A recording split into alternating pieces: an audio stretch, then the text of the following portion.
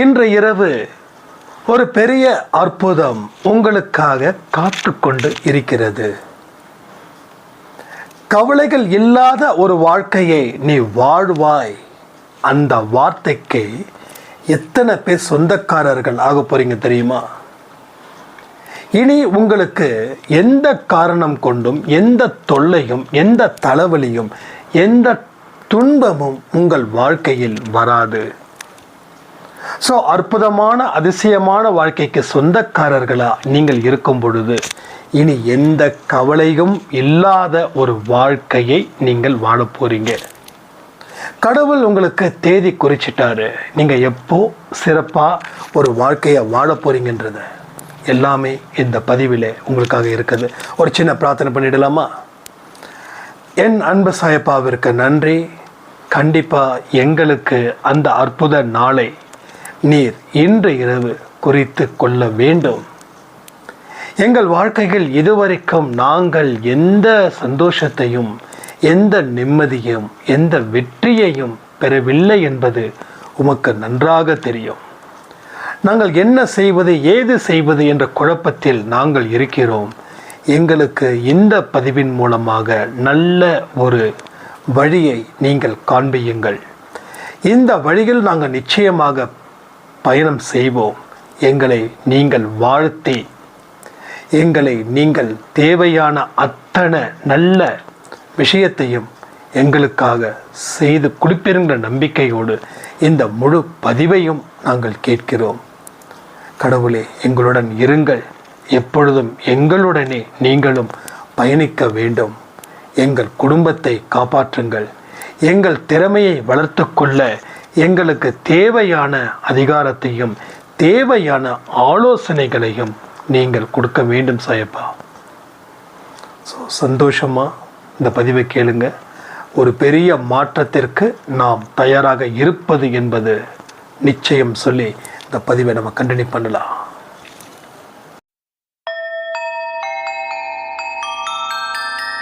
ஓம் சாயிரா சாயிரா ஓம் சாயிரா சாயிரா ஓம் சாயிரா சாயிரா அன்பே சாயிரா பேரன்பே சாயிரா அகிலம் தளிக்க ஆத்மா விழிக்க அனுதினம் சாயிரா எங்கள் அன்பே சாயிரா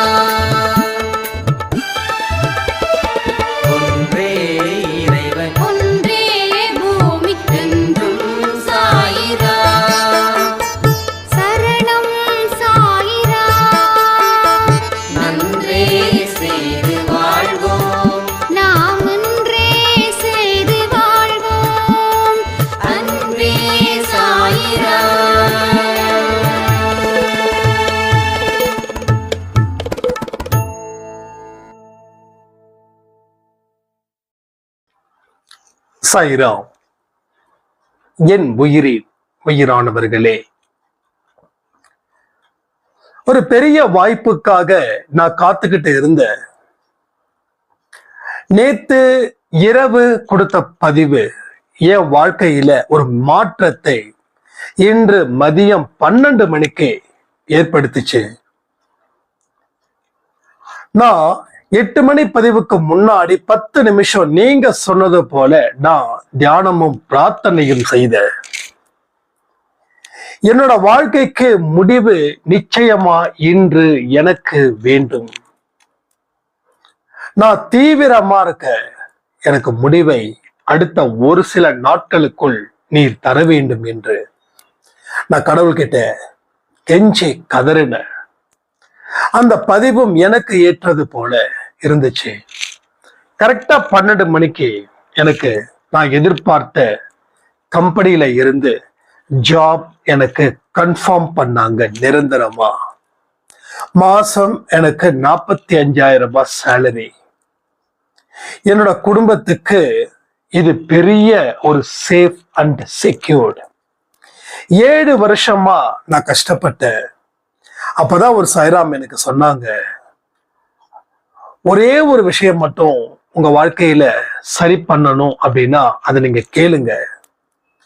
நீங்க அன்பே சாயின்னு ஒரு சேனல் இருக்குது, நான் லிங்க் அனுப்புறேன், தொடர்ந்து கேளுங்க. என்ன சந்தேகம் இருந்தாலும் அவர்கிட்ட கேளுங்க, நிச்சயமா அவர் உங்களுக்கு பதில் தருவார் அப்படின்னு. ஆனா நான் எந்த கேள்விகளையும் இதுவரைக்கும் எழுப்பவே இல்லை. நான் 1 மாசத்துக்கு மேல அன்பே சாய் பதிவுகளை தினந்தோறும் பார்க்கிறவர். ஆனா நேத்து என் வாழ்க்கையில ரொம்ப கஷ்டமும் தர்ம சங்கடமான சூழ்நிலையும் எனக்கு வந்ததால கடவுள்கிட்ட ஓன்னு சொல்லி அழுவும் போதுதான் நேத்து நைட்டு 8 மணி பதிவு மிகப்பெரிய ஒரு வர பிரசாதமா எனக்கு அமைஞ்சது. இப்ப இன்னைக்கு 12 மணிக்கு எனக்கு வந்து கன்ஃபார்ம் பண்ணாங்க, உங்க ஜாப் கன்ஃபார்ம், ஸோ நீங்க வர 1ஆம் தேதியில இருந்து ஜாயின் பண்ணலாம்.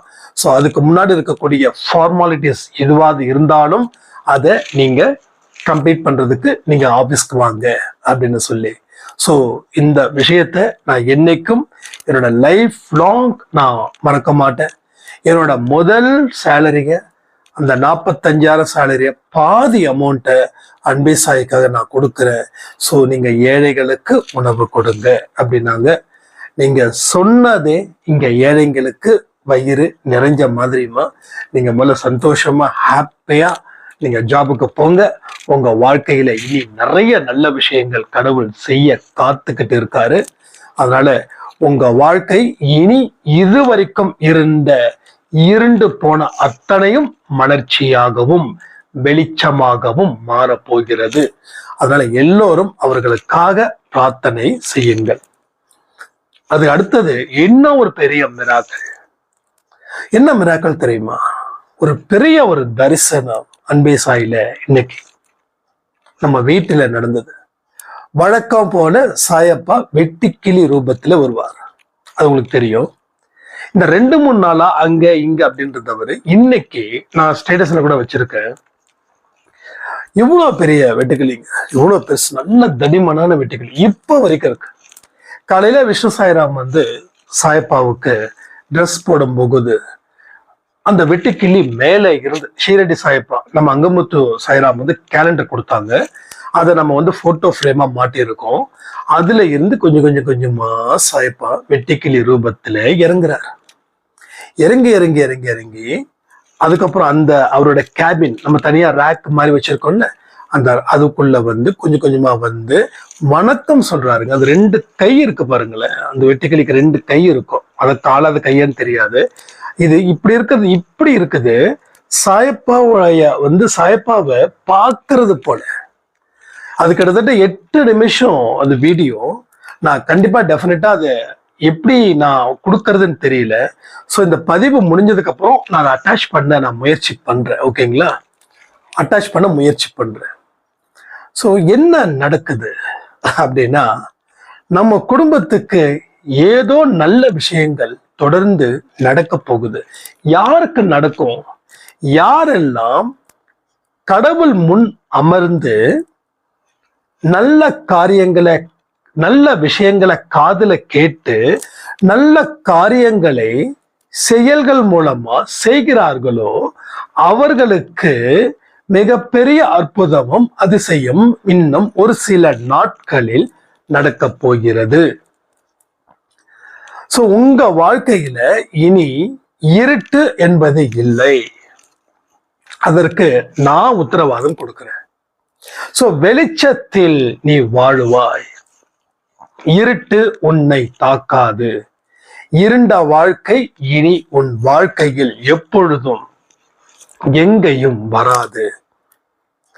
அப்போ இப்படிதான் தொடர்ந்து நம்ம அன்பே சாய் குடும்பத்துல பல நல்ல விஷயங்கள் தொடர்ந்து நடக்க போகுது. அப்போ உங்க வாழ்க்கையில அற்புதம் வேண்டுமா, அதிசயம் வேண்டுமா, செய்ய வேண்டிய காரியத்தை சிறப்பாக செய்யுங்கள். செய்ய வேண்டிய ஒரு விஷயத்தையும் சிறப்பாக செய்யுங்கள். நல்லதையே செய்யுங்க, நல்லதையே நினைங்க, நல்லதை தினமும் காது கொடுத்து கேளுங்க. வாழ்க்கை ஒரு பொழுதும் உங்களை ஏமாற்றாது. வாழ்க்கை ஒரு பொழுதும் ஏமாற்றாது. ஏன்னா சாயப்பாவோட பிள்ளைகளா, குழந்தைகளா, அன்பானவர்களா இருக்கும்போது அவர் உங்களுக்கு தேவையான எல்லா நல்ல வழிகளையும் அவர் அமைத்து தந்து உங்கள் வாழ்க்கையை அவர் மேன்மைப்படுத்துவாராக. ரைட்டா? சோ இனி எந்த காரியங்கள் செய்தாலும் தோல்வி வரவே வராது.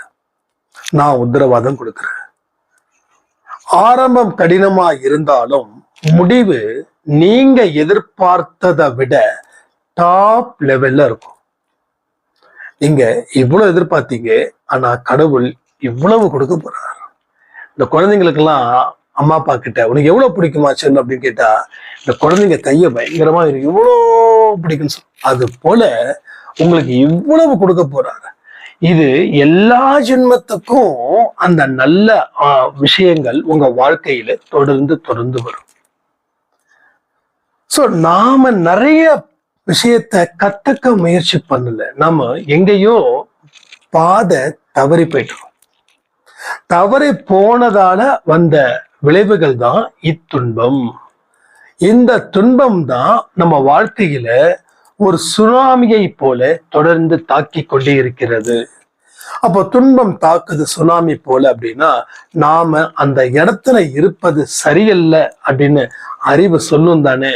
அப்ப அறிவு சொல்றத நீங்க கேட்கணும் தானே. அப்போ துன்பம் உன் வாழ்க்கையை ஒரு பெரிய மோசமான வாழ்க்கைக்கு கொண்டு போகுது. அப்போ அதனுடைய கை ஓங்காமல் இருக்க வேண்டும் என்றால் உன்னை படைத்தவன் கை பலம் வாய்ந்த கையாக, அது அந்த துன்பத்தை அடக்கக்கூடிய கைகளாக இருக்க வேண்டும். அப்போ நாம வணங்குற கடவுள் கல்லா இல்ல உயிரா? இதுக்கு என்ன பதில் சொல்ல முடியும்? நீங்க வணங்குற கடவுள் கடவுளா இல்ல கல்லா? அப்போ எல்லோரும் கடவுளை வணங்குறாங்க, எல்லோருக்கும் கடவுள் உயிரானவரா தோற்றம் அளிக்கவே இல்லை. ஏன் சொல்லுங்க? அப்போ எனக்கு இந்த பிரச்சனை இருக்குது அப்படின்னு நான் கடவுள் கிட்ட சொல்லும்போது என்னுடைய பிரச்சனையை கடவுள் தீர்க்க வேண்டும், இல்ல தீர்ப்பதற்கு உண்டான அறிகுறிகளை எனக்கு காட்ட வேண்டும். பட் எனக்கு அறிகுறியும் காட்டல, தீர்க்கவும் இல்லை. அப்ப என்ன அர்த்தம்? கடவுளுக்கு உயிர் இல்லை. நான் வணங்கும் கடவுள் உயிரற்றவராக, வெறும் கல்லாக, வெறும் போட்டோ ஃப்ரேமாக, வெறும் உருவமாக இருக்கிறார். இப்போ போட்டோ ஃப்ரேம், கல்லு, சிலை, இதுல உயிர் இருந்தா தானே நீங்க சொல்றத கேட்கும். உயிர் இல்லைன்னா கேட்காதில்ல. அப்போ நாம் நல்லவைகள் செய்தால் மட்டும்தான் அந்த வணங்கக்கூடிய தெய்வம் உயிரான தெய்வமாக இருக்கும். நாம் நல்லதை செய்யணும். நல்லதை செய்யும் போதுதான் அந்த தெய்வம் உயிரான தெய்வமாக இருக்கும். இல்லை என்றால் அது வெறும் கல்லு, அது வெறும் மண்ணு, அது வெறும் களிமண்ணு. அப்போ நாம வணங்கக்கூடிய தெய்வம் உயிரானதா உயிரற்றதா அப்படின்றத உங்க மனசாட்சியை வச்சு நீங்க தெரிஞ்சுக்கலாம். இதுக்கு பெருசா ஆக்ஸ்போர்ட் யூனிவர்சிட்டியில படிக்கணும், இல்ல பெரியவங்க கிட்ட தெரிஞ்சுக்கணும் அப்படின்றதுலாம் இல்லை. நான் எப்படியோ அப்படிதான் நான் வணங்கக்கூடிய கடவுள் உயிரான கடவுளா இல்ல உயிரற்ற கடவுளா இருக்கும். புரியுதுங்களா? அப்போ உயிரான கடவுள்னா நான் நல்லவைகள் செய்பவனாக இருக்கணும். என்னோட மனசுல என்னைக்கும் எப்பொழுதும் ஒரு ஆழ்ந்த அமைதி இருப்பது போல இருக்கணும். உலகத்துல இருக்கக்கூடிய மாயை தோற்றத்தை அத்தனையும் கடந்து கடவுளுடைய துதிப்பாடக்கூடிய குழந்தைகளாக நாம் இருக்க வேண்டும். இது மாதிரி நல்லவைகளையே தினமும் நினைத்து நல்லவைகளாலேயே நாம குளிப்பாட்டிக்கணும். அப்போ எந்த காரியமாக இருந்தாலும் எந்த அவசரமும் இல்லாம, எந்த பதட்டமும் இல்லாம, உங்களுக்கு எதிரா எத்தனை விஷயங்கள் திரும்பினாலும் உன்னை சேதப்படுத்தாமல் அது இருப்பது போல் உன்னுடைய மனநிலை இருக்க வேண்டும். அது உன்னை சேதப்படுத்தாதுன்ற நம்பிக்கை உனக்குள் இருக்கணும். அது உன்னை நிச்சயமாக சேதப்படுத்தாது. ஏன் தெரியுமா? கடவுளுடைய அன்பு குழந்தைகளா நீங்க இருக்கீங்க. எத்தனை உங்களை எதிர்த்து வரக்கூடிய அம்புகள் அது இரும்புல செஞ்சாலும் சரி, இல்ல அதை தாண்டி வேற மெட்டீரியல்ல செஞ்சாலும் சரி, அது வெறும் காகித அம்புகளாக உங்கள் நெஞ்சில் படும். அவ்வளவுதான்.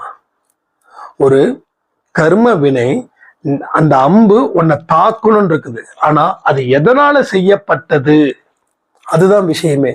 உங்களை எதிர்த்து ஒருத்தங்க அம்பு விடுறாங்கன்னா அந்த அம்பு கண்டிப்பா இரும்போ இல்ல அது சார்ந்த உலகத்தாலேயே செய்யப்பட்டதுதான். ஆனா விட்டதுக்கு அப்புறம் அது என்னவா மாறுது? காகிதமா மாறுது. உன்னை எதிர்த்து வரும் எந்த துன்பமாக இருந்தாலும் அவை வெறும் வெறும் வெறும் துன்பங்களே. அது 5 பைசாவுக்கு கூட புண்ணியம் இல்லாத வெற்று துன்பங்களே. எங்கேயோ நடந்தா நமக்கு என்ன பிரச்சனை அப்படின்னு நம்ம நினைக்கிறோம் இல்லையா? அது போல உங்க வாழ்க்கையில எவ்வளவு பெரிய இது நடந்தாலும் அது உங்களை எந்த காரணத்தை கொண்டும் எங்கேயும் எப்பொழுதும் பாதிக்காது என்பதை நினைவில் வைத்துக் கொள்க. ஆனா இதுக்கெல்லாம் நாம தயாரா இருக்கிற மாதிரி தான் முக்கியம். நான் இவ்வளவு தூரம் சொல்லிட்டு ஆமாங்க, ஆனா ஒரு துன்பமும் என்னை பாடாப்படுத்துது, ஒரு கஷ்டமும் என்னை பேச விடாம செய்யுது அப்படின்னு சொன்னீங்கன்னா, ஸோ டெஃபினட்டா நீங்க உங்க வாழ்க்கை சூழ்நிலையை மாற்றாமல் எதையுமே செய்ய முடியாது. அப்போ உங்க வீட்டில் இருக்கக்கூடிய சாயப்பா உயிரானவரா உயிரற்றவரா கமெண்ட் பண்றீங்களா?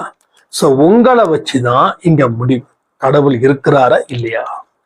ஸோ நீங்க தான் சக்தி, தீர்மானிக்கக்கூடிய சக்தி யாருன்னா நீங்க தான். அப்ப நீங்க எந்த மாதிரியான மோட்டிவ்ல இருக்கீங்க? உங்க வாழ்க்கையில என்ன செஞ்சுக்கிட்டு இருக்கீங்க? உங்களுக்கு நல்லதை எவ்வளவு செய்றீங்க? பிறருக்கு நல்லவை எவ்வளவு செய்றீங்க? உங்க வாயில இருந்து வரக்கூடிய வார்த்தைகள் என்ன? அதனுடைய சத்தம் என்ன? உங்க மனதில் இருக்கக்கூடிய எண்ணங்கள் என்ன? அந்த எண்ணங்களுடைய வெளிப்பாடு என்ன? உங்க செயல்கள் என்ன? உங்க செயல்களுடைய வெளிப்பாடு என்ன?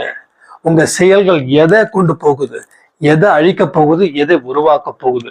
ஸோ இத்தனை விஷயங்கள் ஒவ்வொரு மனுஷனுடைய வாழ்க்கையிலையும் இருக்குது.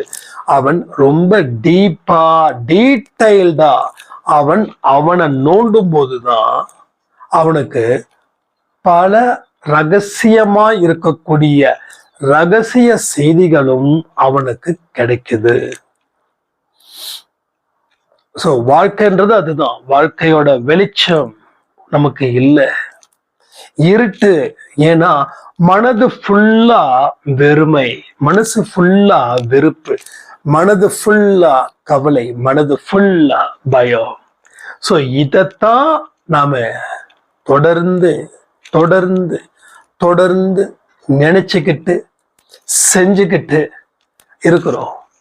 சோ உருப்படியான காரியத்தை நம்ம செய்கிறோமா? இல்லை. ஏன்னா உருப்படியான காரியம் என்ன என்று தெரிஞ்சுக்க முடியாத அளவுல நாம இருக்கோம். வயசு 40, 50, 60, 70, பட் நமக்கு சரியான ஞானம் கிடைக்கல. வாழ்க்கையோட அர்த்தம் புரியல. அர்த்தம் புரிஞ்சவன் ஞானியாகிறான், அர்த்தம் புரியாதவன் மாய சக்திகளுடைய தூண்டுதலால அவன் தன் போக்கிற்கு போகிறான், வாழ்கிறான். சோ இங்க எல்லாத்துக்குமே ஒரு பெரிய ஒரு வரம் இங்க இருக்குது. நாள் குறிக்கப்பட்டது. ஆனா குறித்த நாட்களில் உங்களுக்கு எதுவும் நடக்கவில்லை என்பதே உண்மை. இப்ப எப்படி அந்த சாய்ராமுக்கு இன்னைக்கு 12 மணிக்கு வாய்ப்பு வந்தது? சோ இன்னைக்குதான் கடவுள் உருவாக்குறாரா? சத்தியமா இல்லை. அவங்க 1 மாதமாக அன்பை சாய் பதிவுகளை கேட்டு வாழ்க்கைனா என்னன்னு புரிஞ்சு அதன்படி தன்னை பக்குவப்படுத்திக்கும் போது, நீ பக்குவப்பட்டதால உனக்கு கிடைச்ச வாய்ப்பு. நீ பக்குவப்படலைன்னா கண்டிப்பா இப்ப வரைக்கும் there's a no chance. So இதெல்லாம் நம்ம தெரிஞ்சுக்கணும். ஸோ குறிக்கப்பட்டது கிடைக்காமலே போகுதுன்னா அதற்கு காரண காரியம் நாம் தான். அந்த நேரத்துல நாம அதை பத்தி யோசிக்காம அதற்கு நாம தயாராகாம இருக்கும்போது அது எப்படி கிடைக்கும்? உங்களுக்கு ஒரு வேலை, இவங்களை பத்தி சொல்லல, ஜெனரலா சொல்றேன். உங்களுக்கு ஒரு வேலை வேணும் அப்படின்னா நீங்க தினமும் கோயிலுக்கு போனா வேலை கிடைச்சிருமா? ஆன்சர் பண்ணுங்க. தினமும் கோயிலுக்கு போனா வேலை கிடைச்சிருமா? தினமும் பிரார்த்தனை பண்ண வேலை கிடைச்சிருமா? தினமும் ஆரத்தி சச்சரிதம் மெடிடேஷன் பண்ண வேலை கிடைச்சிருமா? தினமும் அன்பே சாய் பார்த்த வேலை கிடைச்சிருமா? கிடைக்காது. இது ஒரு டூல். அடுத்த டூல் ஒண்ணு இருக்குது. அது என்ன தெரியுமா? நமக்கு எந்த மாதிரி வேலையோ அந்த வேலைக்கு நாம அப்டேட்ல இருக்கணும்.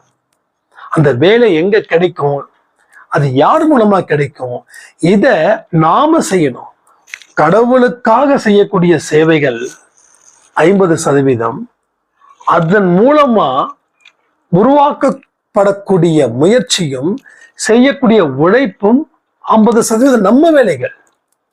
அப்போ கடவுள் பாதி மிருகம் பாதின்னு சொல்ற போல கடவுள் பாதி மனிதன் பாதி இருக்கும்போது அந்த கலந்து செய்த கலவை சொல்லுவாரா கமல், அந்த கலந்து செய்த கலவை ரொம்ப ஸ்ட்ராங்கா நிற்குது. ஸோ என் வாழ்க்கையில நான் நிறைய விஷயத்த பார்த்தேன். என்ன தெரியுமா? பிரார்த்தனை பண்ணா வந்துடும், கோயிலுக்கு போனா வந்துடும். 9 வாரம், இந்த 9 வாரம் அது யாரு கண்டுபிடிச்சான்னு தெரியல. 9 வாரம் விரதம் இரு, 9 வாரம் கோயிலுக்கு போ, 9 வாரம் விளக்குவே. சரி, 10வது வாரம் வைக்க கூடாதா? அப்ப சாமி கும்பிடும் போதே இவ்வளவு சுயநலமா கணக்கு வச்சு கும்பிட்டா சாமி கணக்கு பார்க்காதா? சோ எல்லா விஷயமும் பிசினஸ் ஆயிடுச்சு இங்க. சோ கடவுள்கிட்ட வணங்குவது கூட ஒரு வியாபார நோக்கில போகும்போது என்ன செய்ய முடியும்? அப்போ சுயநலம் இல்லாமல் கடவுளை வணங்கு. சுயநலம் இல்லாமல் அவரும் உனக்கு நிறைய வசதிகளை செய்து கொடுப்பாராக. இத புரிஞ்சுக்கிறவன் மனுஷன், புரிஞ்சுக்காதவன் மனிதனே இல்லை. நம்மளுக்கு என்ன சக்தி இல்லை என்னைக்காவது நினைச்சிருக்கீங்களா? உனக்கு என்ன இல்லை? எல்லாமே இருக்குல்ல, எல்லாமே இருக்குல்ல, நமக்கு என்ன இல்லை அப்படின்னு யாராவது கேட்க முடியுதா? அப்படி யாரும் கேட்க மாட்டாங்க. அவனுக்கு இது இருக்குது, இவனுக்கு இது இருக்குது, ஆனா எனக்கு ஒண்ணும் இல்லையே. இன்னைக்கு காலையில கொடுத்த பதிவு எனக்கு தெரியல, உண்மையிலே சொல்றேன். பொறாமைக்கு என்ன மீனிங் அப்படின்றத பதிவின் மூலமா சாய்ப்பா எனக்கு சொல்ல வச்சிருக்காரு. அப்பதான் எனக்கு தெரிஞ்சது, ஓ நம்மளாம் இவ்வளவு பெரிய ஆட்களாப்பா, நமக்கே தெரியாம ஒரு விஷயத்த நம்ம சொல்றோமே. உங்க உண்மையானவர்கள், நல்லவர்கள், யாருக்கும் எந்த துரோகமும் நினைக்காதவர்கள், பொறாமை அப்படின்ற ஒரு விஷயம் என்ன அப்படின்னா, நம்மால முடியும்ன்ற ஒரு விஷயம் நமக்கே தெரியாம அது வெளியில வரும்போது நாம் பிறரை பார்த்து பொறாமைப்படுகிறோம். அப்போ நம்மால முடியும், அந்த முடியும்ன்ற ஒரு விஷயம் உங்களுக்கு நம்பிக்கையை ஏற்படுத்தும். இனி பொறாமை படமாட்டீர்கள் சொல்லி அந்த 12 மணி பதிவுல நான் கொடுத்துருக்கேன். அது கேட்கறவங்க கேளுங்க, இல்லைன்னா நோ ப்ராப்ளம். ஸோ நிறைய விஷயங்கள், மாற்றங்கள் இங்க நிறைய நடக்குது. அன்பே சாய் வாட்ஸ்அப் குரூப்பை டோட்டலா கலைச்சாச்சு. ஸோ இன்னும் கொஞ்ச நாட்கள்ல கடவுளுடைய விருப்பத்தின்படி மீண்டும் அதை ஆரம்பிப்போம். அதே போல நம்ம என்னோட வாட்ஸ்அப்ல ஸ்டேட்டஸ்ல நம்ம யூடியூப் அன்பே சாய் யூடியூப் ஃபேமிலின்னு சொல்லி ஒரு வாட்ஸ்அப் குரூப் ஒன்று ஆரம்பிச்சிருக்கோம். அது இட்ஸ் அ காமன், நான் லிங்க் வச்சிருக்கிறேன், அதை ஜாயின் பண்ணிக்கலாம். ஸோ நிறைய சாய்ப்பாட ஃபோட்டோஸ் அண்டு மெசேஜஸ், நம்மளுடைய ஒட்டுமொத்த வீடியோஸ் எல்லாமே அதில் நம்ம லிங்க் சென்ட் பண்ணுவோம். ஸோ அது ஒன்லி அட்மின் மட்டும்தான், அதாவது நான் மட்டும்தான் அது போஸ்ட் போட முடியும், வேற எவரும் போஸ்ட் போட முடியாது. ஏன்னா நான் கொடுக்கக்கூடிய மெசேஜஸ் உங்களுக்கு ஸ்ட்ரைட்டா வரணுன்றதுக்காக தான் அதை நம்ம சொல்லியிருக்கோம். ஏன்னா அட்மின் இல்லாம எல்லாரும் போஸ்ட் போடலாம் அப்படின்னா நான் என்ன சொல்றேன்றதே பின்னுக்கு போயிடும். அப்போ நான் உங்ககிட்ட ப்ராப்பரா கம்யூனிகேட் பண்ண முடியாம போயிடும். ஸோ அதனாலதான் அந்த வாட்ஸ்அப் இது பண்ணியிருக்கேன். ஸோ என்னோட வாட்ஸ்அப் ஸ்டேட்டஸ்ல போங்க, எப்பயுமே இந்த ஸ்டேட்டஸ் தினமும் வைப்போம். ஃபேஸ்புக்லயும் அந்த லிங்க் ஷேர் பண்ணியிருக்கோம். ஸோ உங்களுக்கு தெரியலன்னா உங்க வீட்டில் இருப்பாங்க இல்லையா, காலேஜ் படிக்கிறவங்க, ஸ்கூல் படிக்கிறவங்க இருப்பாங்க இல்லையா, அவங்க கிட்ட கேட்டு அதை லிங்கை அதில் ஜாயின் பண்ணுங்க. ஓகேங்களா? ஜாயின் பண்ணுங்க. அதே போல இன்னைக்கு ரொம்ப சந்தோஷமான ஒரு விஷயம் என்ன தெரியுமா? அன்பே சாயில உங்க கேஷும் என்னோட கேஷும் சேர்த்து ஒரு 50 பேருக்கு நம்ம ஒரு ஆர்பனேஜ்னு சொல்லிட முடியாது, அது அந்த ஏரியாவில் இருக்கக்கூடிய ஏழை மக்கள் அவங்களுக்கும் சரி எல்லாத்துக்கும் சரி நம்ம உணவை நாம் கொடுத்தோம் என்று. ரொம்ப சந்தோஷமா இருந்தது. நல்ல தடபுடலான சாப்பாடு. வடை பாயசம் அப்பளம் ஸ்டேட்டஸ்ல போட்டிருக்கேன், அது கொஞ்சம் பார்த்துக்கோங்க. ஸோ நம்ம சாப்பிட்ற சாப்பாடு அவங்க சாப்பிடும்போது அதுல இருக்கக்கூடிய ஒரு சந்தோஷமான நிலை அது நிச்சயமா வேற நிலைங்க. ஸோ திரும்பவும் சொல்றேன், இன்னமும் சாப்பாடு டொனேட் பண்ணாம இருக்கீங்க நிறைய பேர். இந்த தடவை ரொம்ப கம்மி. போன மாசம் அதுக்கு முதல் மாசம் எக்ஸலண்ட், நல்ல ரிசல்ட். ஆனா இந்த மாசம் என்ன மாயமோ தெரியல, ஒண்ணுமே பண்ணல. ஒரு 10ஆம் தேதிக்கு அப்புறம் யாருமே எதுவுமே கொடுக்கல, இது உண்மை. ஸோ நாம டொனேட் பண்ணாதானே ரொம்ப நல்லா இருக்கும். ஸோ நீங்களே உங்களோட விஷயத்த ஓனா பண்ணுங்க, எனக்கு அனுப்ப வேண்டாம். உங்களால முடியாத பட்சத்துல அதை நான் வாங்கிக்கிறேன், ஓகேங்களா? ஸோ நீங்க டைரக்டா ஸ்ட்ரைட்டா உணவு கொடுங்க. அவங்க உணவு கொடுக்கும்போது அவங்க கண்களை பாருங்க, அது ரொம்ப இம்பார்ட்டன்ட். அப்பதான் இன்னைக்கு ஒருத்தவங்களுக்கும் நாளைக்கு இன்னும் 10 பேருக்கும் நீங்க கொடுப்பீங்க. ஸோ அதனால உங்களால கொடுக்க முடியாத பட்சத்தில் எனக்கு நீங்க சென்ட் பண்ணுங்க. நம்ம இல்லாதவங்களுக்கு நம்ம தினமும் உணவு கொடுத்துட்டு தான் இருக்கோம். ரோட்ல யாராவது தம்பி ஏதாவது கண்டிப்பா சாய்ப்பா கண்ணை காட்டுவாரு, ஏதாவது கொடுங்க அப்படின்னா டக்குன்னு ஒரு 5 நிமிஷம் வெயிட் பண்ணுங்கன்னு சொல்லி சட்டு புட்டுன்னு ஒண்ணு ஃபுட்டு ஆர்டர் பண்ணி கொடுத்துடுறோம், இல்லைன்னா வாங்கி கொடுத்துடுறோம். ஏதாவது ஒண்ணு பண்ணிட்டு தான் இருக்கிறோம், தினமும் ஏதாவது ஒண்ணு பண்ணிட்டு தான் இருக்கோம். ஸோ அதனால யாராவது ஃபுட்டு கொடுக்கல அப்படின்னா தயவு செய்து ஃபுட்டு கொடுங்க, ஓகேங்களா? ஸோ வேற எல்லாம் சொல்லிட்டேன். காலையில வெற்றி சாய் சக்தி 2 நாளா கொஞ்சம் ரொம்ப பிஸியா இருந்ததால பண்ண முடியல. ஸோ கண்டிப்பா நாளைக்கு டெஃபினட்டா வந்துடும். ஸோ சின்ன பிரார்த்தனை பண்ணிடலாமா? பண்ணுங்க. அவரோட கண்களை மூடி பிரார்த்தனை செய்யணும், ஓகேவா? நான் கண்களை திறக்கும் போது நீங்க கண்களை திறக்கணும். என் அன்பு சாயப்பாவிற்கு நன்றி. இந்த இரவு பொழுதுல எப்படிப்பட்ட ஒரு பதிவை எங்களுக்கு கொடுத்ததற்காக நன்றி. வாழ்க்கையில நிறைய விஷயங்களை நாங்க தெரிஞ்சுக்காமலே வாழ்ந்துகிட்டு நிறைய பாவத்தை செய்து இன்னைக்கு சுனாமி என்ற துன்பத்தில் மாட்டி முழித்து கொண்டு இருக்கிறோம். எங்களை நீர்தான் காப்பாற்ற வேண்டும். எங்கள் வாழ்க்கையில் பல நல்ல திருப்பங்கள் தேதிகள் குறிக்கப்பட்டது என்பதை இந்த பதிவின் மூலமாக நாங்கள் அறிந்து கொண்டோம். இனி குறித்த நாட்கள் போனாலும் இனி வரக்கூடிய நாட்களில் நாங்கள் உனக்கு தகுதியானவர்கள் என்பதை நாங்கள் நிச்சயமாக ப்ரூஃப் பண்ணி இந்த உலகத்தில் நாங்கள் வாழுவோம். நாங்கள் செய்த பாவத்தை தயவு செய்து மன்னித்து எங்களுக்கு புது வாழ்க்கைக்கு தேவையான ஆசீர்வாதத்தை அமைத்து கொடுங்கள். குழந்தை தாயிடத்திலும் தந்தையிடத்திலும் தான் கதறுவார்கள். அதே போல் நாங்களும் திக்கற்றவர்களாக இருக்கிறோம்.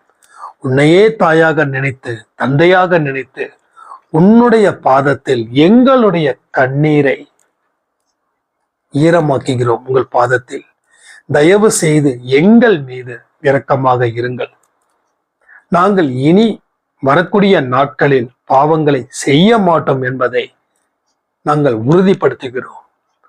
எங்கள் வாழ்க்கையில் நடக்கக்கூடிய அநேக குழப்பங்களுக்கு இன்று இரவு நல்ல தெளிவான மனநிலையை எங்களுக்கு கொடுக்க வேண்டும் சாயப்பா. எங்களுடைய சந்தேகங்களை நீர் நீக்குக. நாங்க உங்ககிட்ட பொண்ணு வேணும் பொருள் வேணும்னு கேட்கல, மன வலிமை வேணும், அறிவு வேணும், ஆற்றல் வேண்டும், 100 வருடம் வாழ வேண்டும் ஆரோக்கியமாக. இந்த உலகம் இருண்ட இடத்தை நோக்கி செல்கிறது என்பதை அன்பே சாய் பதிவின் மூலமாக நீர் கொடுத்திருக்கிறீர்கள். அப்படி செல்லக்கூடாது சாயப்பா. ஒவ்வொருடைய மனிதனுடைய மனதிலும் நீர் வாழ வேண்டும். உன்னுடைய உத்தரவுக்காக நாங்கள் காத்திருக்கிறோம்.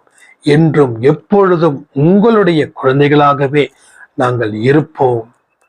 எங்களை காக்க வந்த தெய்வத்திற்கு நன்றி, நன்றி, நன்றி.